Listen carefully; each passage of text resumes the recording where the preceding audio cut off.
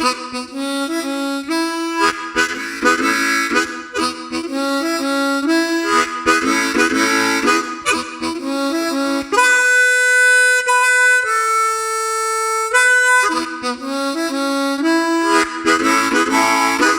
back to the Turn on the Music podcast. My name is Kyle. This is episode 12.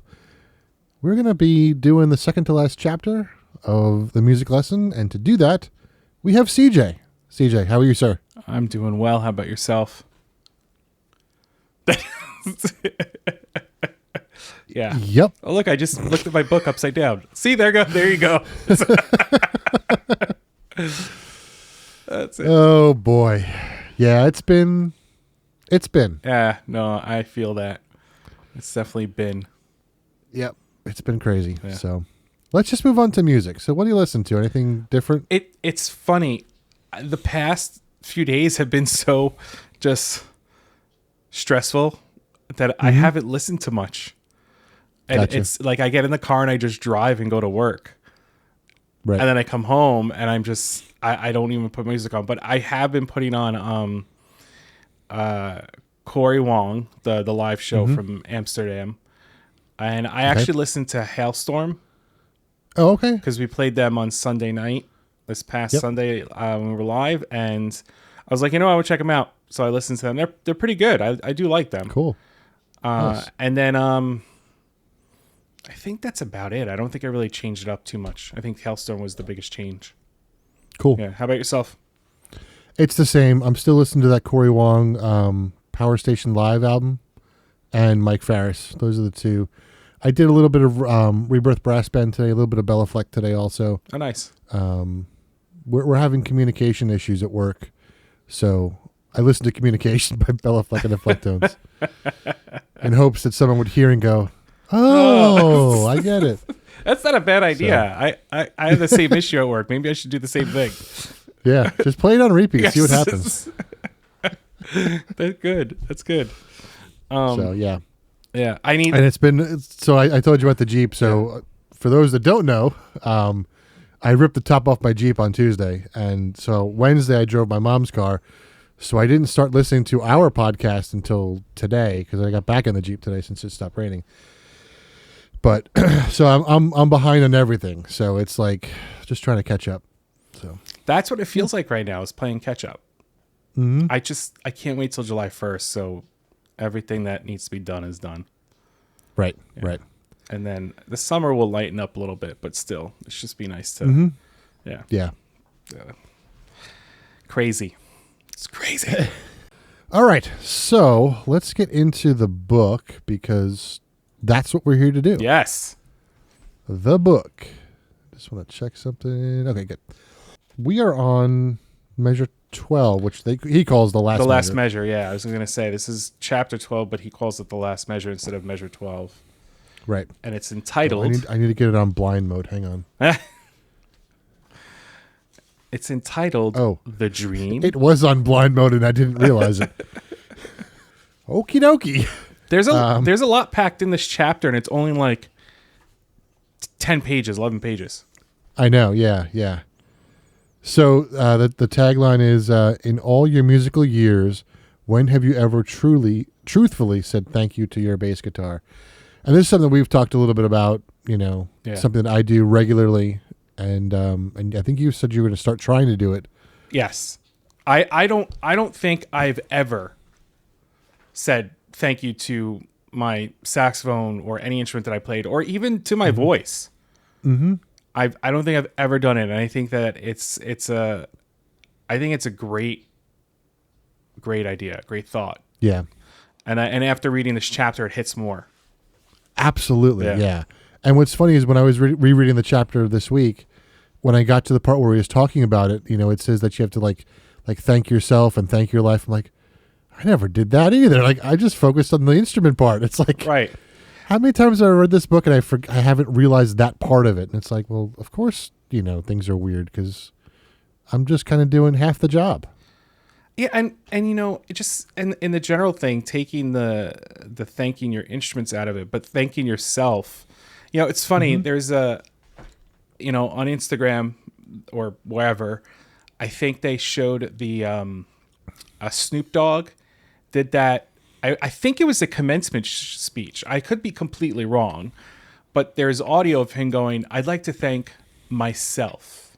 You know, and he goes through the whole thing about thanking himself and why he is where he is because of himself. Right. And I think that's very interesting because it makes sense. You know, like, not that you shouldn't be thanking people around you, but why aren't you thanking yourself? Right. That video is very different than the Snoop Dogg video I saw on Instagram, which was Snoop Dogg voiceovers, like nature documentaries. Those are good. I've seen those and heard those. Those are funny. But it's a tough concept because it's not something that you're taught. Right. Which I don't think there's anything wrong with teaching whomever or showing whomever that it's okay for you to thank yourself. Like we go around thanking people. Thank you for doing this. Thank you for doing that. But you know, what's wrong with saying to yourself, "Thank you for getting me through the day"? You know, like right. Yep. Thank you for letting me handle the ignorance that I've dealt with all day long. And I think it's also a delicate line Yes. to approach because it can get out of hand, and that's when the ego gets involved, and that's where there's a lot of issues. I think these days, anyway. Yeah. So I think it's a balance that you have to kind of.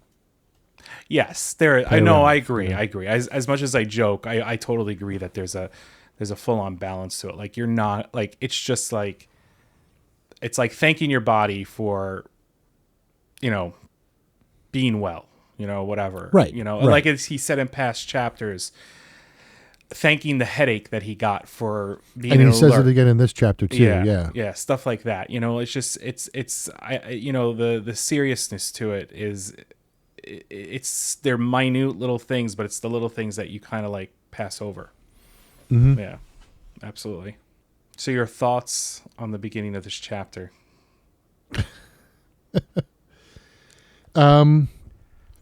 This is another thought that I never had before. When he starts talking about the beginning of this dream, it hit me that it sounded a little bit like a meditation. Okay. So he's in the beginning of the chapter, he describes himself as like a little old bag lady who's just running around and picking up her own possessions, but the possessions really turn out to be his thoughts. And one of the meditations that I did with, I think it was one of Joseph Goldstein's meditations. He does meditations through an app called 10% Happier. Okay. Which is an app that's available on the App Store. Not sponsored. Not sponsored. But Dan Harris is the one that kind of started it. And Dan Harris is a news anchor was a news anchor for ABC. I don't know if he still is, but he had a panic attack on live TV one day. And after that, he took time off and started to get into the meditation. And then he decided that he had such a great benefit from it that he decided to start teaching it and help others cope with what he went through. And one of the people he brings in is Joseph Goldstein, who is a fabulous meditation teacher. And one of the meditations he walks you through on the app is it's almost like, he says, it's almost like you're sitting in a movie theater and all of your thoughts are just kind of playing on the movie screen. Okay. And you just acknowledge that they're thoughts. You don't try and do anything with them. You just say, okay, that's a thought. Or, okay, I'm planning this. And you just kind of put a tag on those thoughts and then they disappear. And it's weird because your brain, otherwise, if you don't, your brain focuses on them and they just kind of repeat. Right. And what I was finding was and it's almost like he was the way Victor was talking about it, picking up his thoughts. For me, it was that's what I was doing during this meditation. When I tagged them, it was I was acknowledging that they exist and kind of taking ownership of them, and then they disappear. So it reminded me of that meditation. It was kind of weird. In fact, just to give you an idea what Victor says, he said, is this where it was? Oh yeah. So he said, I thought about all the so-called crazy people I'd ever seen walking the streets. Maybe they weren't all crazy. Maybe their minds were just open, too open for their own good. Maybe they just didn't know how to process all the information they were receiving. And to me, that's what meditation does for me is because my brain just goes and goes and goes. And the meditation that I practice is just acknowledging that my brain does that, and when I can acknowledge it and then turn it around, that's when I get focus. So I don't know. That's my take on the beginning of the chapter anyway. But I mean, it makes sense. I mean, it's an organization of your thoughts. Right. And that's something that I tried to do back in the day, and I wish I was doing it now, is taking the time to, like, see, the way I did it, I would focus on my breathing. And once I focused on my breathing, and that was the only thing that I was focusing on, Right. it then allowed me to organize my thoughts.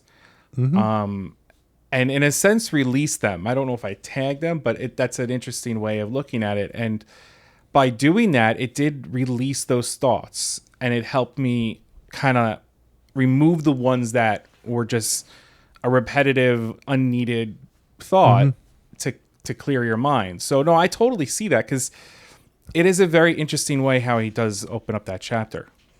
And that thing that you just that section, that moment that you just read, is something that I thought was interesting too, because it's very true. We don't know. Yep. We don't know if those people just are so opened that there's just so much going on inside of them that they just don't know how to deal with it. Yep. Yeah. No, it's so true. Further down on that page, I don't know if you have more after that, but Nope. Well, yeah, the rest of the chapter. yeah, but further down on that actual page, one of the paragraphs, he says, I tried to focus on some of the thoughts. The energy in my head and in the cart was swirling, blending together. It was a very confusing mix of information, but there's one force that seemed to be prevailing. I can't explain what it looked like or how it distinguished itself from the others, but I could feel that particular energy was different. I felt it was beckoning to me, so I reached out and tried to grab it. It grabbed me instead. It was a gentle tug to which I immediately surrendered. And I know we both know what that leads into, but I thought that was interesting because he said he tried to focus on some of the thoughts. And when he started focusing on some of the thoughts, and this is to what you were just saying, everything blended back together. Like, instead of him just acknowledging the ones and kind of letting it go, as soon as he tried to focus on all of them at one time, or try to, that's when he had trouble. And then when he went to go pick out the one, it's when he kind of refocused. Yep. And the emotion or the thought that grabbed him was music.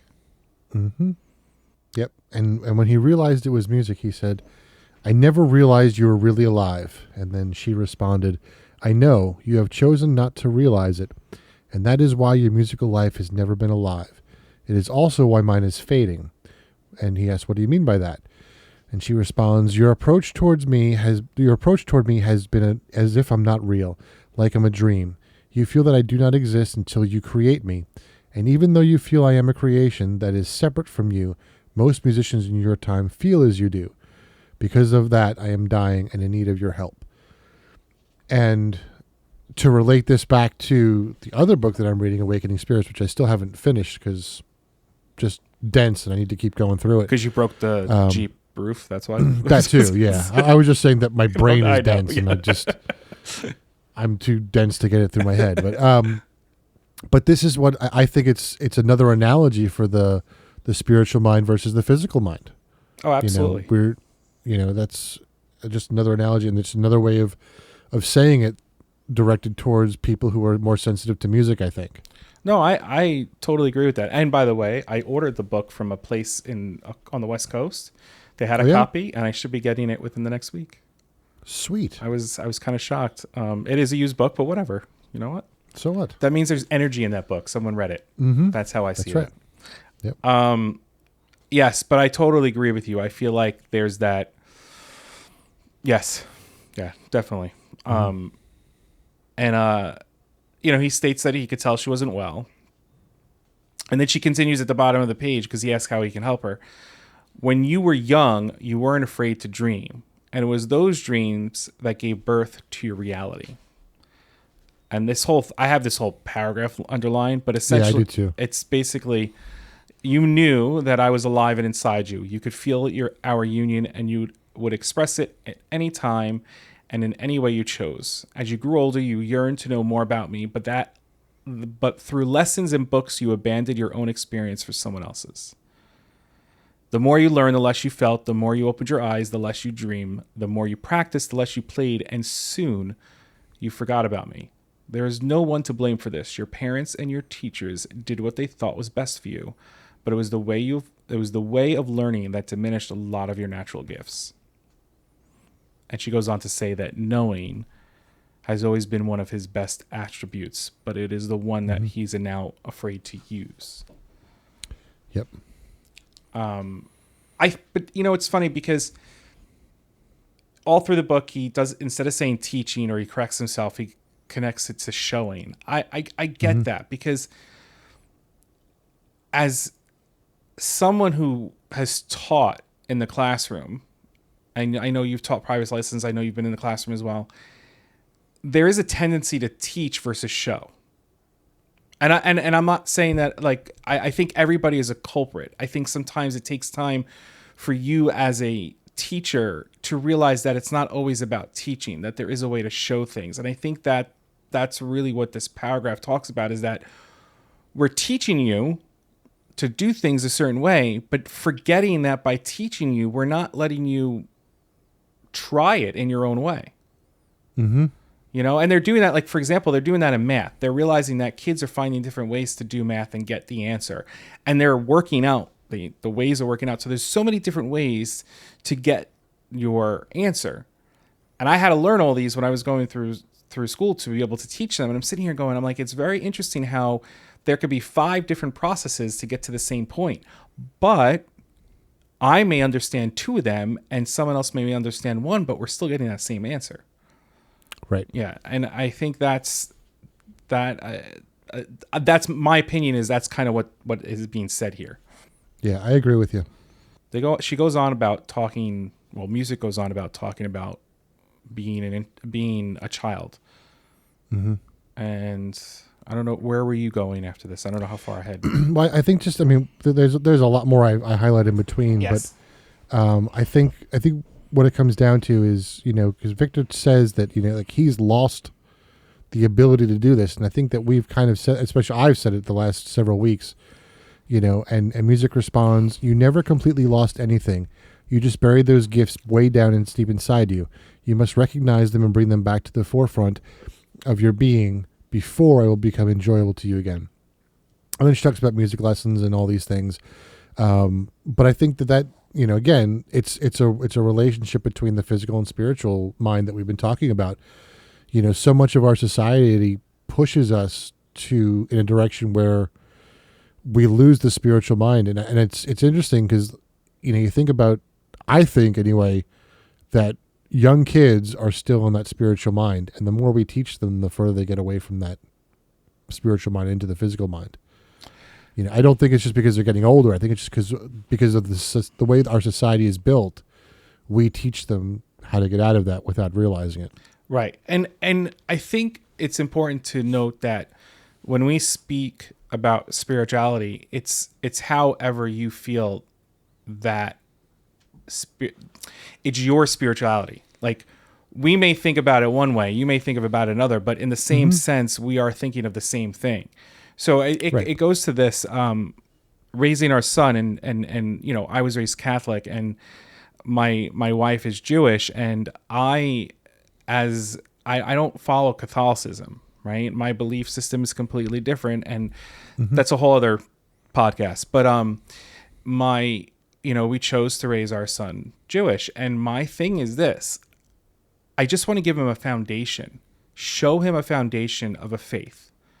And you know what? If he decides at the age of 18, 19, 20, or 30 that Judaism is not his faith and spiritually he needs to do something else, or even if it's earlier than that, I'm okay with that. But at least he had a foundation shown to him to find his path in that spiritual growth. And I think that's an important thing to say, is that we're not just talking about energies from the book and how we're just talking about as a general, as a broad aspect of what spirituality is. Whatever yours is gets diminished. Right. And I agree with you on that. I think we as a society we make it difficult. And that's why I respect anybody who keeps their spirituality and their faith. I can sit and talk to you about your religion, whether I'm into it or not. I want to hear about your faith, because you know what? I respect the fact that you can hold that faith during everything we're going through as a society. Because that's hard to do. And if you're doing it, sure is, kudos to you, because that's awesome. Yep. Yeah. So the music talks about how, he's trying to balance practicing and playing. And she says that you should be doing both at the same time. And then she says, you have not been smart enough to figure that out yet, meaning how to balance playing and practicing.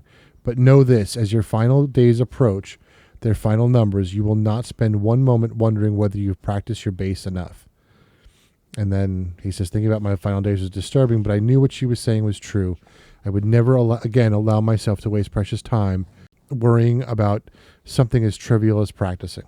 And that's something that I've always tried to do, and I'm terrible at it. Is every time I practice, I'm playing, not practicing.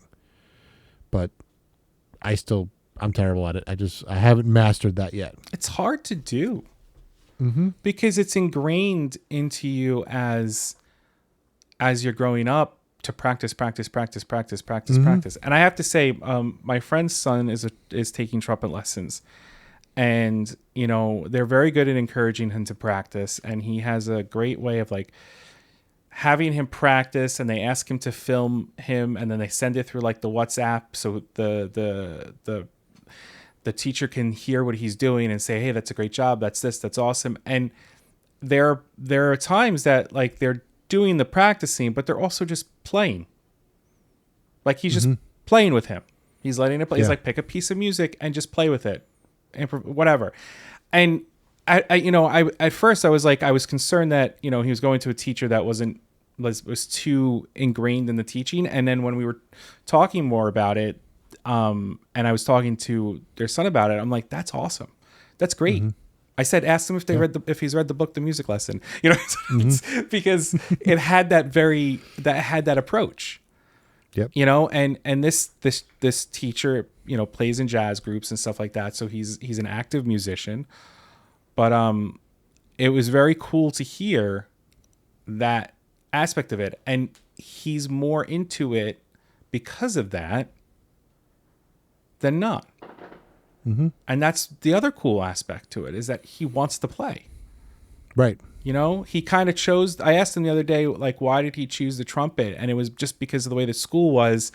They were like filling spots, and it was like one of the few spots that were still open to be a trumpet player. So he chose it. But now he's enjoying it because of how his teacher, and I'm going to use this word, showed him versus teaching him. And I think that's very cool.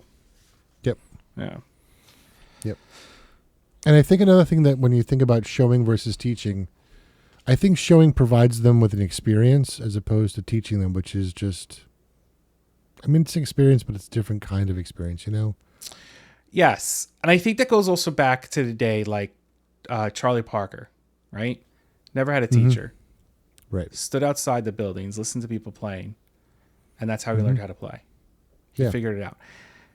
He was shown it, even though they weren't physically in front of him, but that's how he learned to play. And now his mind is not connected to the whole, this is how I have to do things. His mind is connected to the fact that I could just play, and I can just let it be, and I can have fun with it. And I think sometimes, and he says, they talk about that, like, we just need to let the kids play sometimes. Yeah. Like, wrong notes are wrong notes. Who freaking cares? Just play them. Right. Like, just have fun and play. Like, wrong, whatever. That teaches your ear to get better.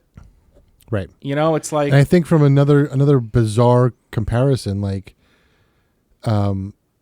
think about like when they always saw like the greatest show on earth, the circus, which we don't have anymore. Right. We don't have circuses anymore, but the greatest show on earth, like that's an experience, right?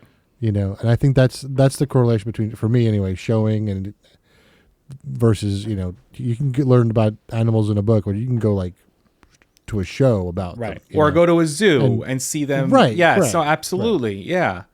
It's different when you can walk up to a tank of fish in an aquarium Right. than seeing the screensaver that the Apple TV has. Yeah. And as cool as that screensaver is, it's not the same Right. experience than actually going there and actually seeing them in person. Yep. Absolutely. No, I totally agree with that. On the next page, it says, she says, in your mind, music is not a part of who you are. It is something you have to go to somewhere else to do. Whether it is the woodshed or the nightclub, you feel that you must go to that place to find me.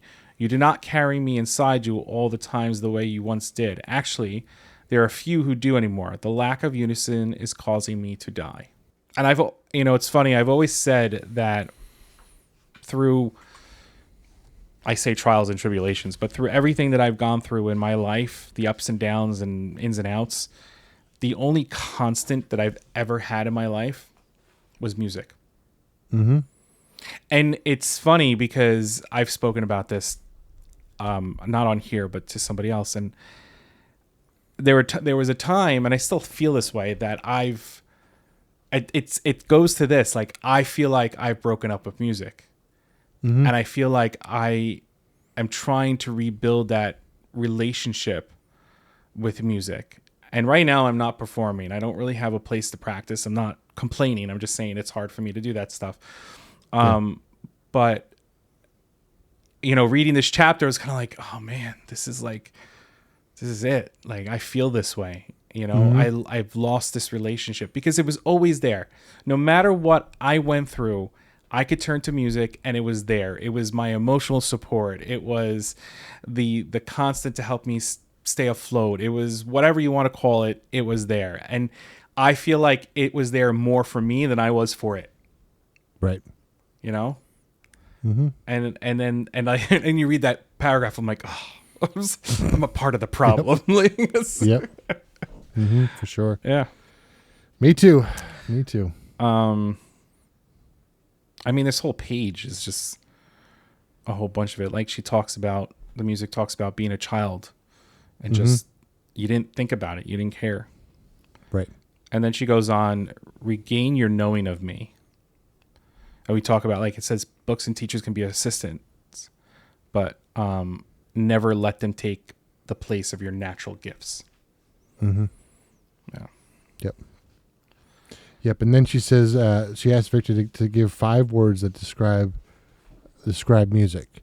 And he responds with love, emotion, beauty, expression, harmony, communication, spiritual, natural, vibrations, and God. And music responds with, notice that you didn't say things like key signatures and chords and rhythm and all these things. You were using different words, not necessarily musical words, And she says, you have spent years learning how to play the bass so long that you have forgotten that it is music you should be playing. The bass is just a tool to help you express yourself through me. Why then, after all these years, do you continue to focus on the tool? You have forgotten. I patiently await for your return. And then she says, this was a good one. I like this quote a lot. If you wanted to know more about your mother, would you get a book and read about her? Would you find a teacher to teach you about her? A book might help you find your mother, but once you find her, would you worship the book? Would you even need the book anymore? Or would you go directly to your mother and talk to her, listen to her, experience her, and unite with her? You and I both know the answer. And that made me think, like, I've read this book so many times. Am I focusing too much on the book? Probably. But I still get so much out of the book because I don't feel that I've, gotten enough out of it yet. And you probably don't feel you're at the point where you can say to the book, okay, I got it. Right. Yeah. But the thing is think about how impactful the book is that we give it to people. Yep. And we know that for us, all right, look at it this way. And I'm not trying to say this is better than the Bible or equivalent. I'm just saying. So think of the Bible for a second, right? In your religion. Okay. So actually, let's just talk about all holy books. Forget about the Bible. There's all holy books out there. You have a religion and you're given the holy book. And the holy book is read this and use this to guide yourself through your life. Right? At what point do you let go of that book? Right. It's different for every person, I think, but because interpretation is different for everything. Exactly. All right. I can read a part in that holy book and you can read a part in the holy book and we can interpret it completely different. Are you wrong? No. Am I wrong? No. It's just the way. Probably. Of course I'm wrong. But it's just. It's all about me. I'm always right. It's just the fact that it speaks to you in a certain way. Mm-hmm. And that's what you and I, in some ways, are very similar. So when we read through this book, we get the same response in our minds and our heart from reading this book. But in a general thing, it's just, at what point do you put down that holy book? And I don't think you ever do. I think someone that's so into their faith, that book is by them, because in times of need, they're going to go to it. And it's going to be that comfort for them because they're going to read through it and there's going to be a verse in there that says, you got this, like that type of thing. So I think that's kind of what music says, is that you're going to have those there, but just don't forget that there is your natural ability. Right. I do think it's very interesting how, she talks more about how, they're making a business out of her. And I agree with that. It's become such a big business. Yep. I think that's the uniqueness in social media. We have this thing with social media where we're kind of like, oh my gosh, social media. But at the same time, I think a lot of musicians that we are starting to hear, we would have not have heard if it wasn't for social media. Yep. Hannah Wicklund is a big big one right there. A lot of her stuff started with social media. Yep. And she now has her own production company, which means she probably made enough money or got whatever the case may be, whatever the reasons, or however, through social media, that she was able to produce her own stuff and do it her way. And that's really the way to do it, is like, it's kind of like stick it to the man and be like, listen, if I do this way and I have the money to do it this way, I can actually produce my own stuff and I can have control over it my way. And that's what Victor's been doing. He's been redoing his stuff with his own stuff, his own production company. Re-releasing all of his albums. Right. So, creative control. So it's music and not just about the music. I mean, the money of the music, I should say. Yep. Where do we go for here? Well, Victor says a little bit further on, I realized once again that music is real, alive, and approachable. And we've talked about that, throughout this whole book. I could talk with her, sit with her, embrace her, laugh, and cry with her. I also knew that I didn't have to try to create her anymore. She already exists. All I have to do is come to this place, and music will be waiting, complete, whole, and alive. And that's one of the things that he mentioned in his commencement speech a little bit. He geared it more towards creative solutions, but he said that when you're at your creative best, what you should do is you should take a note of what it feels like and try to create that feeling. And if you can arrive back to that feeling, you can then be more creative because you have that feeling. And I think that what he's saying here is that when you truly feel musical, embrace that feeling and acknowledge it and realize what it feels like and try to regenerate that feeling so that you can come back to that spot. It's kind of like having a sign in the woods or something, or little breadcrumbs to lead you back to where you need to be. Exactly. I agree with you on that. Definitely. It's that, because that's really what we have is feeling when it comes to that. And that's where she mentions to thank your bass guitar. Right. And then this is what I mentioned kind of a little bit last week. Music says, remember, play me all you want, but you must know this.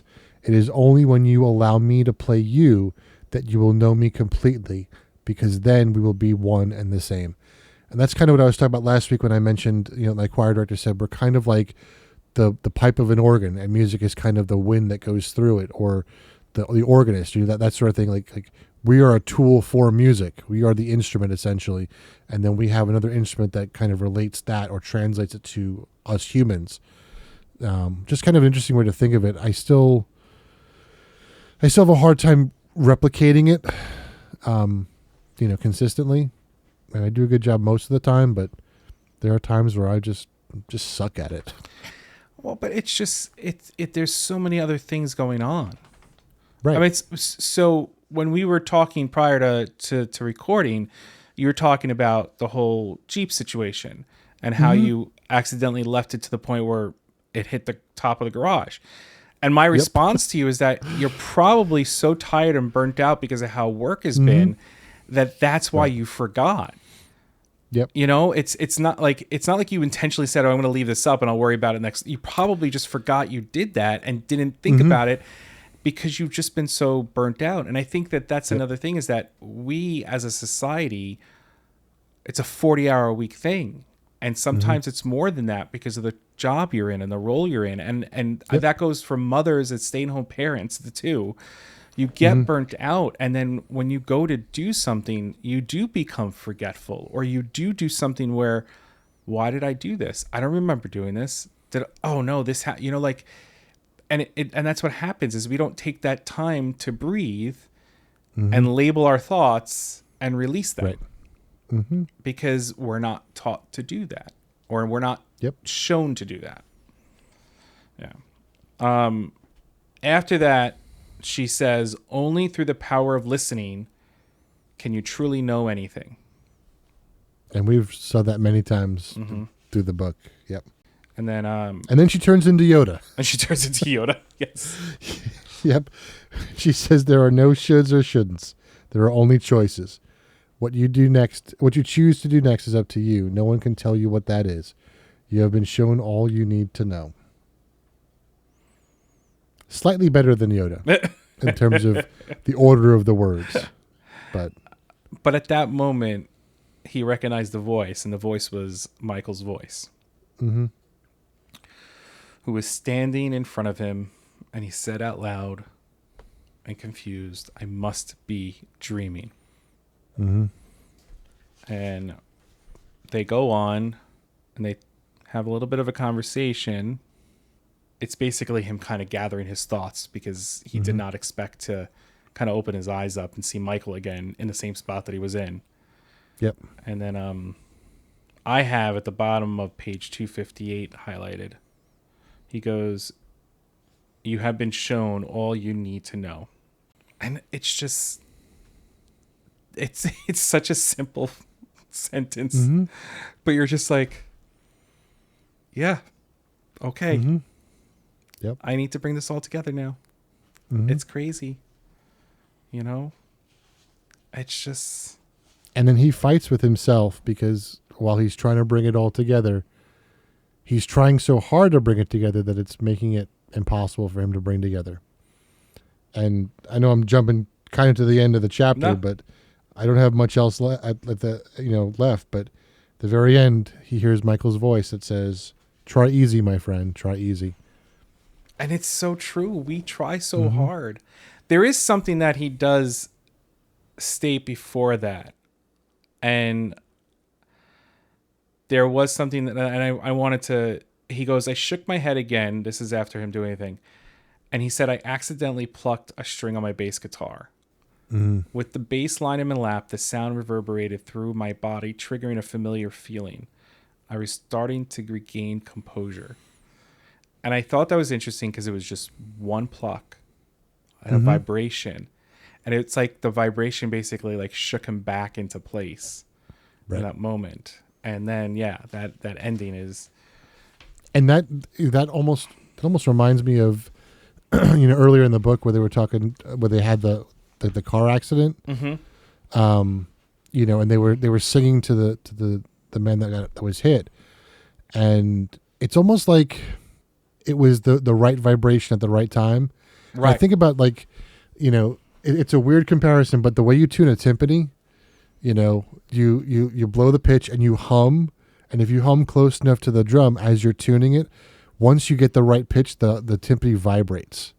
So you use sympathetic vibration to tune the timpani, which is, and I think it's almost like when he plucked that string, the sympathetic vibration was the right vibration to get him in the right where he needed to be. Right. But it's all vibration. Right. That's all it is. We listen to certain singers or certain instrumentalists at certain points because of the vibration of the music. Like you've been stuck on Cory Wong and the what was it? The Power Station, Power Station Tour Live. right? There's a reason why you're sitting on that. It's not just because it's very good. It's hitting you in the right way. Mm-hmm. You know, and that's why I stick with albums for so long. Like this is, so Mike Farris was there for a while for, and then like before that it was that Punch Brothers album. I was on that album for like 6 weeks. Yeah. Oh, I listened to Celebrants too. That was the other one I listened to. Oh, good. I did listen to that for a little bit. I stopped it halfway through, not because I wasn't liking it. The weather got really nice, so I put the windows down and I put some Cory Wong on because it was a little bit stronger. But there, like Nickel Creek, we've spoken about this in our live shows, and we've spoken about this in our past episodes. It's like listening to a group of friends play. Like you feel familiar.